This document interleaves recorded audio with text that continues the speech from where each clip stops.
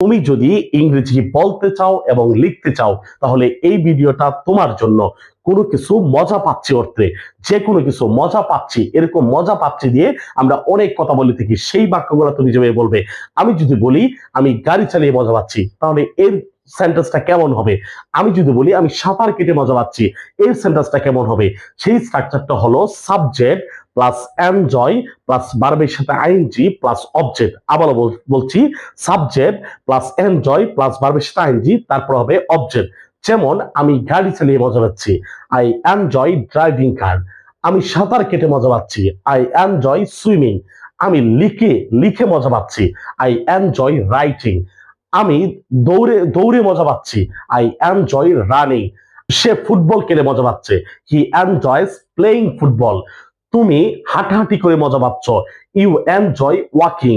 আমি যদি বলি যে আমি বাসায় থেকে মজা পাচ্ছি, I enjoy staying at home.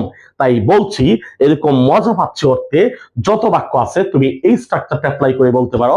Subject plus enjoy plus ভার্বের সাথে আইএনজি, তারপর হবে অবজেক্ট। তাই এরকম করে 5টা বাক্য অবশ্যই তুমি আমাদের কমেন্টস বক্সে জানিয়ে যাবে, আর প্রতিনিয়ত প্র্যাকটিস করবে, আমাদের সাথেই থাকবে। সেই পর্যন্ত ভালো থাকবে। আসসালামু আলাইকুম।